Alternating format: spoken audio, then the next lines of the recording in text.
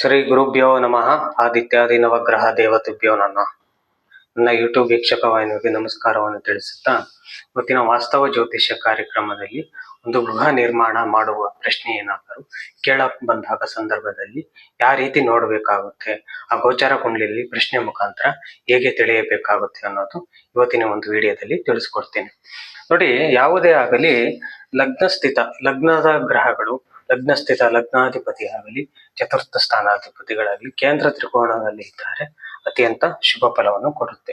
ಉದಾಹರಣೆಗೆ ಚತುರ್ಥದಲ್ಲಿ ಶುಕ್ರ, ಗುರು ಅಥವಾ 7ರಲ್ಲಿ ಬುಧ, 10ರಲ್ಲಿ ಅಥವಾ ಶುಕ್ರ, ಗುರು, ಬುಧ, ಈ ರೀತಿಯ ಲಗ್ನದಲ್ಲಿ ಸಹ ಶುಕ್ರ,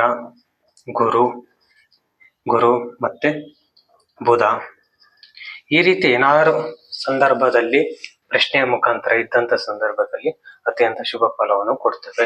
ಮತ್ತೆ ತ್ರಿಕೋಣ ಸ್ಥಾನದಲ್ಲೂ ಇದೇ ರೀತಿ ಏನಾದ್ರು ಇದ್ದಂತ ಸಂದರ್ಭದಲ್ಲಿ ಆ ಮನೆಯನ್ನು ಮಾಡುವುದಕ್ಕೆ ಯೋಗ್ಯವಾಗಿರುತ್ತೆ. ಆ ಸ್ಥಳದಲ್ಲಿ ಯಾವುದೇ ಒಂದು ಶಲ್ಯ ದೋಷ ಇರುವುದಿಲ್ಲ, ಅತ್ಯಂತ ಶುಭ ಮಾಡಬಹುದು ಅನ್ನೋದು ಹೆಚ್ಚಾಗಿ ತಿಳಿಸುತ್ತೆ. ಅದೇ ಏನಾದರೂ ಈ ಲಗ್ನ ಸ್ಥಿತ ಮತ್ತೆ ಚತುರ್ಥ ಸ್ಥಾನಗಳಲ್ಲಿ ರಾಹುಕೇತು ಸಂಬಂಧ ಏನಾದ್ರು ಬಂತಂತ ಸಂದರ್ಭದಲ್ಲಿ ಏನಾಗುತ್ತೆ, ಅಲ್ಲಿ ದೋಷಪೂರಿತವಾಗಿರುವಂತಹ ಸಂದರ್ಭ ಹೆಚ್ಚಾಗಿ ಕಂಡು ಬರುತ್ತೆ. ಉದಾಹರಣೆಗೆ ಶಲ್ಯ ದೋಷದಲ್ಲಿ ಎಲುಬುಗಳು ಹೆಚ್ಚಾಗಿ ಕಂಡು ಬರುವುದು, ಮತ್ತೆ ಅಲ್ಲಿನ ಮನುಷ್ಯನ ಎಲುಬುಗಳಾಗಲಿ ಇನ್ನಿತರ ಅವುಗಳ ಅಂಶಗಳು ಹೆಚ್ಚಾಗಿ ಕಂಡು ಬರುತ್ತೆ. ರಾಹು ಅಥವಾ ಕೇತು ಸಂದರ್ಭ ಬಂದಂತ ಸಂದರ್ಭದಲ್ಲಿ 4ರಲ್ಲಿ ಅಲ್ಲಿ ಎಲುಬುಗಳು, ಈ ತರ ಅನೇಕ ಶಲ್ಯ ದೋಷಗಳು ಹೆಚ್ಚಾಗಿ ಕಂಡು ಬರುತ್ತೆ ಅನ್ನೋದು ತಿಳಿಬೇಕಾಗುತ್ತೆ. ಅದೇ ಏನಾದರೂ ಚತುರ್ಥ ಸ್ಥಾನದಲ್ಲಿ ಶನಿ ಸಂಬಂಧ ಏನಾದ್ರು ಬಂತು ಅಂದ್ರೆ ಅಲ್ಲಿ ರೋಗ ಹೆಚ್ಚುಗಾಗಿ ರೋಗ ಪೀಡೆ ಇತ್ಯಾದಿಗಳು ಹೆಚ್ಚಾಗಿ ಕಂಡು ಬರುತ್ತದೆ. ಅದೇ ಏನಾದರೂ ಚತುರ್ಥದಲ್ಲಿ ಕುಜ ಸಂಬಂಧ ಏನಾದ್ರು ಬಂತು ಅಂದ್ರೆ ಅಲ್ಲಿ ಅಗ್ನಿಭಯ, ಕಲಹ, ಈ ರೀತಿ ಅನೇಕ ರೀತಿಯಲ್ಲಿ ಹೆಚ್ಚಾಗಿ ಉಂಟಾಗುತ್ತೆ. ಅಂದ್ರೆ ಮಾಡಿದ್ಮೇಲೆ ಈ ರೀತಿಯ ಒಂದು ಮನೆಯಲ್ಲಿ ಕಲಹಗಳು, ಅಗ್ನಿಭಯಗಳು ಹೆಚ್ಚಾಗಿ ಕಂಡು ಬರುವುದು ಹೆಚ್ಚಾಗಿ ಸರ್ವೇ ಸಾಮಾನ್ಯವಾಗಿದೆ. ಈ ರೀತಿ ಒಂದು ಪರಿಶೀಲಿಸಿಕೊಂಡು ಮಾಡುವುದು ಬಹಳ ಮುಖ್ಯಕರವಾಗಿರುತ್ತದೆ. ಅದೇ ಏನಾದರೂ ಈಗ ಚತುರ್ಥ ಸ್ಥಾನಾಧಿಪತಿಗಳು ದುಸ್ಥಾನದಲ್ಲಿ ಹೊಂದಿದಂತ ಸಂದರ್ಭದಲ್ಲಿ ಅಲ್ಲಿ ಮಾಡಲು ಯೋಗ್ಯವಿಲ್ಲ, ಆ ಮನೆಯು ಮಾಡಿದರೆ ನಾಳೆ ದಿನ ಕಷ್ಟಗಳನ್ನು ಅನುಭವಿಸಬೇಕಾಗುತ್ತದೆ ಅನ್ನೋದು ಹೆಚ್ಚಾಗಿ ತಿಳಿಯಬೇಕಾಗುತ್ತೆ.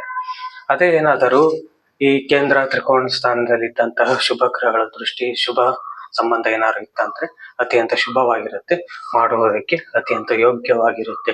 ಈ ರೀತಿಯ ಒಂದು ಒಟ್ಟಾರೆ ನಿರ್ಧಾರದಲ್ಲಿ ಗೃಹ ಕಾರ್ಯ ನಿರ್ಮಾಣ ಮಾಡುವ ಸಂದರ್ಭದಲ್ಲಿ ಅತ್ಯಂತ ಅವಶ್ಯಕವಾಗಿ ಪ್ರಶ್ನೆ ಕುಂಡಲಿ ಮೂಲಕವಾಗಿ ತಿಳಿಯೋದು ಬಹಳ ಮುಖ್ಯ.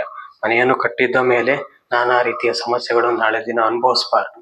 ಅದಕ್ಕೆ ಎಚ್ಚರಿಕವಾಗಿ ಮುಂದೆ ಏನಾಗುತ್ತೆ, ಮನೆ ಕಟ್ಟಲು ಯೋಗ್ಯವೇ ಇಲ್ಲವೇ ಅಶುಭವೇ ಎಂದು ತಿಳಿಯೋದು ಬಹಳ ಮುಖ್ಯ. ಈ ರೀತಿಯ ಒಂದು ಒಟ್ಟಾರೆ ಒಂದು ಪ್ರಶ್ನೆ ಕುಂಡಲಿ. ಈ ಪ್ರಶ್ನೆ ಕುಂಡಲಿಯಲ್ಲಿ ಅನೇಕ ಸಮಸ್ಯೆಗಳು ಏನಾದ್ರು ಕಂಡು ಬಂದಲ್ಲಿ ಅವುಗಳನ್ನು ಹೇಗೆ ಸರಿಪಡಿಸ್ಕೋಬೇಕು ಮತ್ತೆ ಅವುಗಳ ಶಲ್ಯ ದೋಷಗಳಿಗೆ ಏನ್ ಪರಿಹಾರ ಮಾಡಬೇಕು ಅನ್ನೋದು ಮುಂದಿನ ವಿಡಿಯೋಗಳಲ್ಲಿ ಅನೇಕ ರೀತಿಯಲ್ಲಿ ತಿಳಿಸ್ಕೊಡ್ತೇನೆ. ಓಕೆ, ಈ ವಿಡಿಯೋದಲ್ಲಿ ಈ ಗೃಹ ಕಾರ್ಯ ನಿರ್ಮಾಣ ವಿಷಯದಲ್ಲಿ ಮತ್ತು ಇವತ್ತಿನ ವಾಸ್ತವ ಜ್ಯೋತಿಷ್ಯ ಕಾರ್ಯಕ್ರಮದಲ್ಲಿ ಈ ವಿಡಿಯೋ ಇಷ್ಟವಾದಲ್ಲಿ ಶೇರ್ ಮಾಡಿ, ಲೈಕ್ ಮಾಡಿ, ಸಬ್ಸ್ಕ್ರೈಬ್ ಮಾಡಿ ಹಾಗೂ ಎಲ್ಲರಿಗೂ ನಮಸ್ಕಾರಗಳು.